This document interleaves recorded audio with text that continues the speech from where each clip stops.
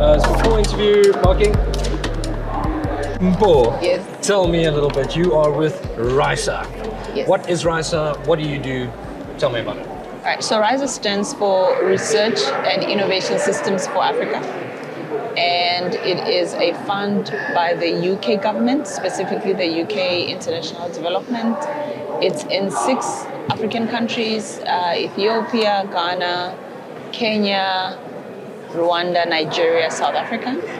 And going into those countries, we want to help strengthen the ecosystems. So instead of supporting individual ecosystem players, we want to support ecosystems that can then enable, let's say, your startup companies, your researchers, and so forth. Okay, fantastic. So we just spoke to Jude, who's one of your partners in Dima Health. It's not only healthcare that you guys are involved with. What type of problems are you looking to solve? Okay, so we're looking to solve developmental problems, but also not just any. We're looking to solve problems that will have a systemic impact on the ecosystem. And sustainability is also a main thing. So we do not just, for example, want to come and hand out food parcels and then walk away. You know, the whole thing about teaching a man to fish. So for us, it's not so much teaching a man to fish, but more maybe help dig up the dam and throw in fish so that they can grow, and then the community can keep fishing from it. What a fantastic analogy. Yeah, I think it's one of the things that we tend to do is we look at problems in isolation and we think, let's fix a problem, but then you might just be creating a whole lot more in that process. Absolutely. So, absolutely, yeah. And then specifically in Africa, I spoke to Jude about the same thing. We think of Africa as this one place, like America is this homogenous place, but it couldn't be further from the truth. Each country has uniquely different logistical challenges, cultural challenges, or nuances rather. How do you find dealing with that? Like, it's not one solution fits all type of situation, is it? You'll actually be surprised. Oh, really? Yeah, you'll actually be surprised. You're in Kenya and you're like, oh, am I in South Africa? Am I still at home? So actually, the underlying challenges and the underlying opportunities are very similar. Yeah. Universal. Yeah, it's universal. It's just a different location, but it's let's say, for example, we struggle with moving a lot of our research to commercialization. That is everywhere. It's in Kenya, it's in Ethiopia, it's also in America, and it's also in the UK. So it is, you quickly discover that if you can then start to map pathways, you can then start to apply them in different localities. We recently had a conference or a gathering with our various partners that are working on research to commercialization. And you quickly discover that, it's the same challenges, same opportunities, same barriers to market. Maybe it can start to be intricacies, maybe at regulations level, but the customer is the customer. If I need to buy a jacket, whether it's here or in Kenya, the need remains the same. The need remains the same. For you to appeal to a customer, the science is the same.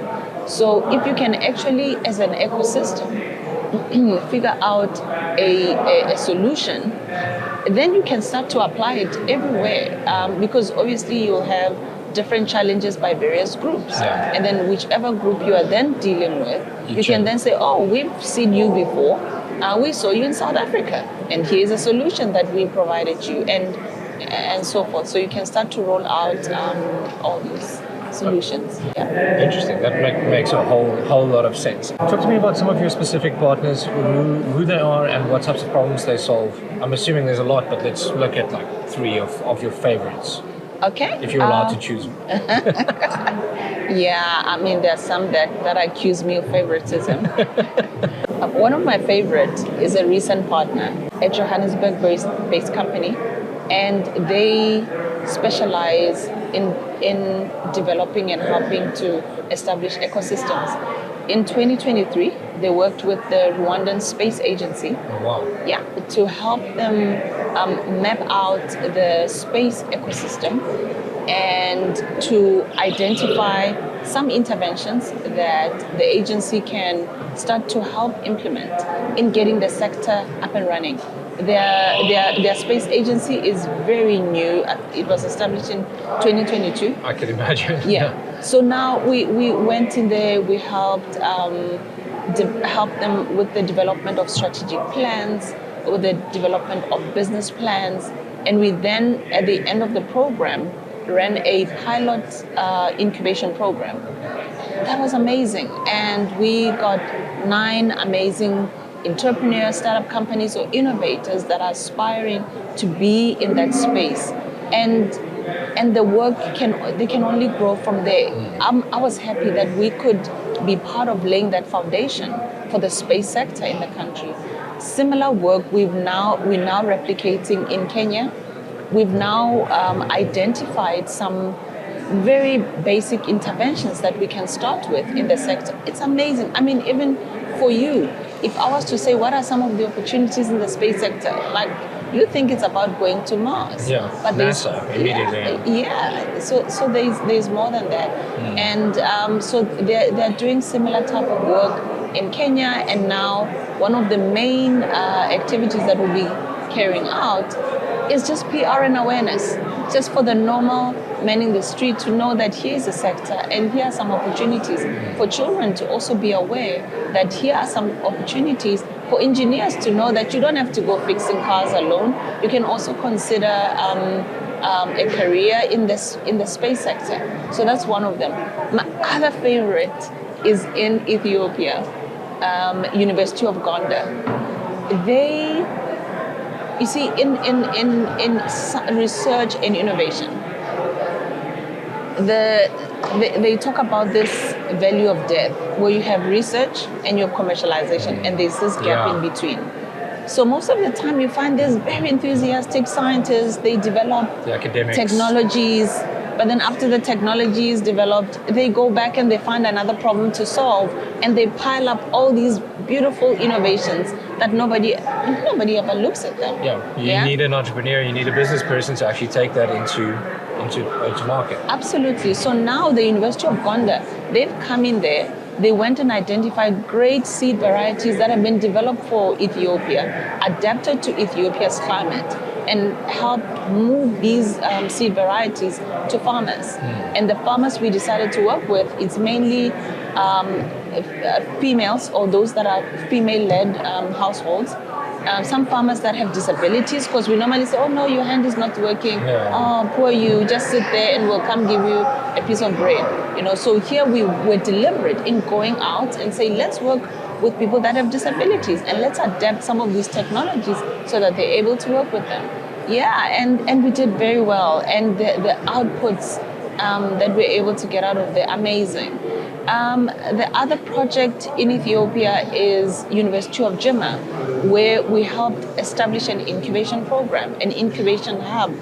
The university donated a building, and we helped renovate it and bought equipment needed. We helped them develop guidelines and so forth. And in turn, the Ministry of Education in Ethiopia is looking to visit South Africa and start to learn how our own incubation programs are working. And I'm excited to be hosting them in a few months or so. Oh, fantastic. Yeah. Tell me, like, the big question I have, firstly, this is fascinating work, and I think the importance of having African role models for Africans and African facilities for Africans, like a space agency, like you always aspire to these American standards. Now it's someone from here. Yeah. That's amazing. That's amazing. It's got such an impact on the psychology. I just love that. Yeah, and what I like is that the UK government also is not just throwing in money and saying, okay, solve it. They're also saying, okay, if there are resources that you'd like to come and learn from, come over. So we had a number of officials from South Africa, Kenya, and Rwanda that we supported to visit several institutions in the UK, December 2023, for them to get exposure. Because sometimes you can dream as far as you can see, right? Yeah. That is so true. I mean, like if we're, yeah, dream as far as you can see. That I won't even say anything more than that. The question I have for you, you just touched on that, like, which is a great segue. But like, what is the UK doing involved in Africa? Like, what is the plan here? I think the UK does have relationships with South Africa. I think it was the beginning of the year when a member of the UK family, what he was doing is just to come to affirm the relationships that the UK has with South Africa and to also pledge even more support for South Africa. In my view, this can be a very wrong view. It's that we are being supported by some of these developed countries to start to develop our own solutions, because there are certain challenges that are a problem for us as a continent that might not be a problem for those developed countries. For common challenges, we could still collaborate or borrow or even buy some of these solutions. But for challenges that are still unique to us, they're helping us to go out there, set up an incubation program, find your own ways of getting the startups or supporting the startups so that they can go to market. So let's use this available aid to try and advance and contribute to the development of our economies, our countries, jobs for the young people, health for the expectant mothers, and so forth. I think it's a copywriting principle as well for entrepreneurs, but no one's going to write copy the way that you do. No one's going to solve Africa's problems the way that Africans will solve. Absolutely. And having that access to funds and support, that just makes our job so much easier. Yeah. How important is it that Africans solve African problems? I mean, what I just mentioned now about seed varieties that have been developed for the Ethiopian context. It's easy for us to go to your big seed companies and source seeds and buy and then they grow, but they don't grow so well because they were adapted for. Okay, I might not know the science behind all these, how seeds are made. What I do know is that here is a researcher who is from a community and who knows what's best for that particular community. So it's best then to take that seed and plant it in your own. Also the dimmer health. We know the challenges that some of these women in rural areas face. Yeah. Somebody in Atlanta cannot have an appreciation for a woman that has to walk kilometers just to go to the nearest clinic. So far out of the frame of reference. Yeah. I love the example you just gave of the Ethiopian farmer solving a problem in the community, or the Ethiopian innovator. And that's also an ideal example of a small problem or a Ethiopian problem being solved, but that would have global impact maybe further down the line. Is that how you see it? Do you look to the future? Do you look at 5 years, 10 years from now, and how those problem solvings might have a global impact? Absolutely. So when you start, I mean, we're going to a point where food security is a major problem. And in a country like Ethiopia, the devastating of climate change are starting to be felt. And these are people, like I said, it's women that are poor. They probably are not married, or they are widows, and they need to support their own families. How do we support these women to farm and to keep expanding? Contribute to the food security in the villages that they're in, not just for today, but for years to come. We don't all want to go depend on the big commercial farmers. Or actually, by the way, the Ethiopian agricultural sector is made up of the small farmers. So we keep increasing the program, the seed multiplication, and getting more farmers on the program, so that ultimately they are really a force to be reckoned with, and they are contributing substantially to food security in that area as well. So it's not just for now, but it's in the long term. You don't want them to, the example I made about fishing. You don't want them to keep coming back and say, oh, now it's over. They need to now develop systems that can run for years to come. And also, the seeds or the technologies that we've selected is very much aligned to the Ethiopian National Development Plan. So that also ensures that there is sustainability. Government has taken a keen interest in the work that we do, and they've come in and said, how can we assist? So that is definitely not a program that is going to stop when Riser stops. Yeah. It will run hopefully for years to come. That's fantastic. I also think if you can find success in one of the most extreme environments and extreme circumstances possible, that's going to just be can you imagine what you can achieve in environments that's not as extreme? So yeah, IP. Do you protect the IP as well? What we do is we encourage programs to have strong relationships with their IP officers, their lawyers, to make sure that they are protected. Okay. There are projects where there is research to commercialization, and there is definitely something to protect. They definitely need to, if they need to register their IP, we do provide that support where necessary. Fantastic. So we're here at the South African Innovation Summit, and I think the word innovation is thrown around loosely, but there's always the kind of opposite of it. It's a challenge. Like there's a challenge or a problem that needs solving in an innovative and creative way. How important is it that people come together in a room, the private sector, NPOs, funders, founders, all of them sit around the table and have conversations and see if there are opportunities? How important is that?